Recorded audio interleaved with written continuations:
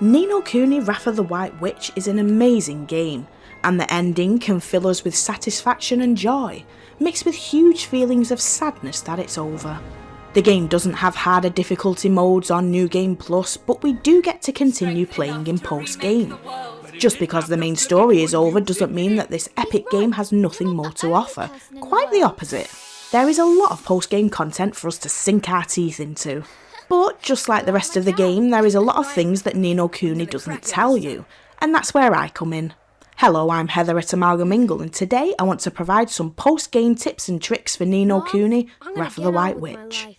Please note that this video will contain major gameplay spoilers and is intended for those who have finished the game and want to dive back in to achieve 100% completion and perhaps gain that elusive platinum trophy or achievement. So first of all, let's talk about a few extra things you can do before embarking on some of the meatier post-game content. The first thing you definitely want to do, if you haven't already, is seek out Horace. Providing you have followed Horace's path thus far, he should be waiting for you at Overfamiliar standing at the most northern pot.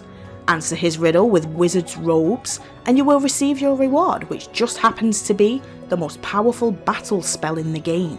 This is needed for what lies ahead.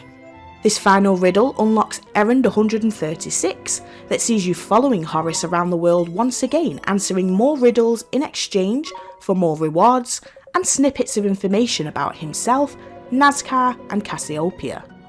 The first riddle solution is Mornstar in Overfamiliar to the far north. Horace will then progress to the very end of the Tombstone Trail. Answer his riddle with a pep and then follow him to the Vault of Tears boss room, providing the riddle answer of P. He then moves to the Glittering Grotto's north section seeking Bring Hope as his riddle answer, and then he wanders off to the Ivory Tower's final room before the big boss room. Answer his riddle with Wizard's Companion and you will be rewarded with a Skytree Wand Alchemy formula for Oliver. This is the most powerful wand in the game, and all you need to create it is the old stick you started the game with as a makeshift wand, and a Mirror of Truth that was provided by Horace earlier in this errand. I have previously uploaded a video guide which provides answers to all of Horace's riddles in order of appearance, so feel free to check that out. Note that Horace only progresses to the next area after completing his riddles in order, and you can initially begin his trail by finding him in Ding Dong Dell behind a stone monument, the same place where you found King Tom's red herring fish.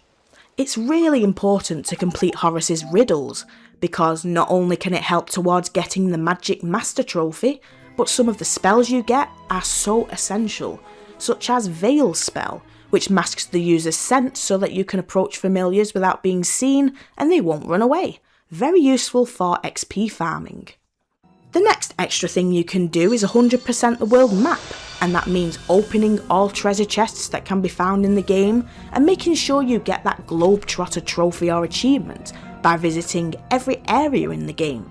By now you will have gained the chart chests and seek fortune spells, and be able to access all areas of the world map by land, sea and air. So be sure to revisit all areas, casting the chart chest spell inside dungeon areas and the seek fortune spell throughout the overworld. Swain's hookshot ability can be used to open out of reach chests, like the high up chest in Hamelin and the chest in the background in Castaway Cove. All you have to do is find the right spot to stand, and finding all hidden chests will gain you the Treasure Hunter trophy. Getting all the chests is optional, and isn't a condition for gaining the Globetrotter trophy. However, if you have scoured the world and this trophy still isn't popping, then it's likely because you have missed a secret forest dweller's location. Make sure you try to land on all of the smaller islands around the world. There's one really small island in particular that initially tripped me up. It doesn't even look like you can land on it, but when you do, you are transported to a secret forest dweller's area.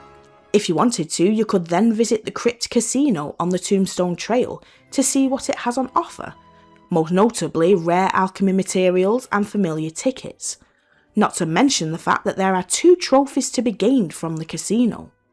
Raising the Stakes is awarded for collecting your first casino prize, and High Roller is gained for collecting all tickets for the Memo Vision.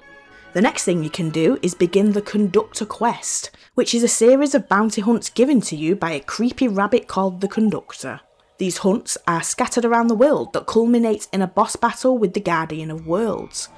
To initiate this errand, you must first start errand 85, which sees you once again helping a familiar gentleman with his lost diary. He can be found back in Ding Dong Dell outside the cat's cradle. Agreeing to help him this time opens up a cave entrance east of the northern entrance to the Golden Grove. Go through the trees and you'll find a path that leads up to a hidden forest glade in the southern Summerlands. You'll see a large door in front of you and a strange rabbit in a suit standing beside it. If you speak to him and agree to help, it unlocks 15 new bounty hunts that can be accepted at Swift Solutions. These bounty hunts are rematches with previous bosses you have defeated before, but they're harder this time, and they appear as sinister black orbs outside of battles. Once you complete all the sets of bounty hunts given to you by the Conductor, the big door behind him will open and you can now challenge the game's secret boss, the Guardian of Worlds. Once defeated, you can speak to the Conductor to gain your prize, which I won't spoil here. You will also get the King of the Worlds trophy for defeating the Guardian of Worlds. Next up, you can compete in the Solosseum Series and aim to get an S rank win. The Solosseum Series is a battle arena challenge that has 5 tiers, with 4 battles contained in each, which get progressively harder. You are not allowed to use items during or between battles. This is arguably one of the biggest challenges in the entire game, and even though I have already gained rank S, I can still struggle with this sometimes. The Solosseum Series can be triggered by returning to the Temple of Trials and speaking to Umbopa. Be under no illusion, the Solosseum Series is hard. If you struggle with rank S, then I've previously uploaded a video guide, but generally you want to conserve MP until the final rounds by deploying your best battle tank to melee hit your opponents in the first and second rounds, using Esther and her strongest healer as backup. Personally, I use Dinosaurus and Drongo. Note that you can gain some excellent post-game weapons from Smiley and Surley's newly opened shop aboard the Iron Wyvern ship. In your travels throughout the game, you'll encounter Smiley and Surley, 2 amusing fairies and Drippy's younger siblings.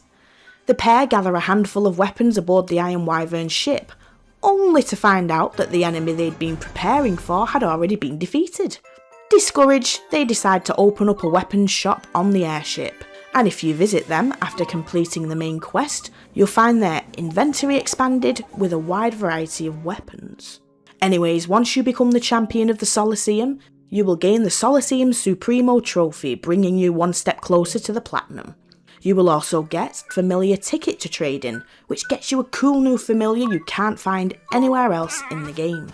The last thing you could do is become a Master Familiarologist and Alchemist.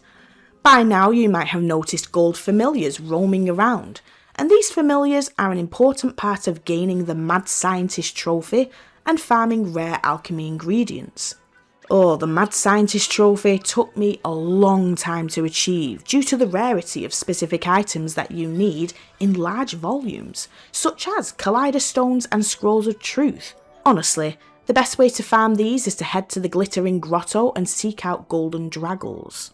These items are needed to complete the post-game errand number 78.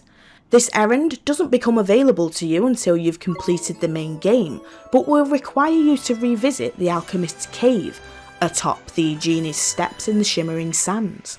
You'll find an older alchemist inside the cave who is willing to teach you his alchemical ways. He'll teach you to craft some advanced axes, and once you've completed his tasks, you'll be rewarded with your prize and a handful of new formulas to use. You can also earn 2 more formula by bringing him items as well, once you've completed your original task that is. Complete the Solosseum's rank A to obtain a Heart of the Muse, then show it to him to earn formula number 127. Complete Bounty Hunt 122 to receive a Cad's Clasp from the boss, then show it to him to earn formula 130. You can also alchemise stronger treats with rarer items to max out Familiar's familiarity, working towards the Overfamiliar and Pedigree breeder trophies. There are other things you can do post-game, such as experiment with different familiar teams and metamorphosing, but those are the main activities. I do hope that this video has helped people wondering what they can do after they finish the main story. I've been Heather at Amalgamingle, and thanks for watching.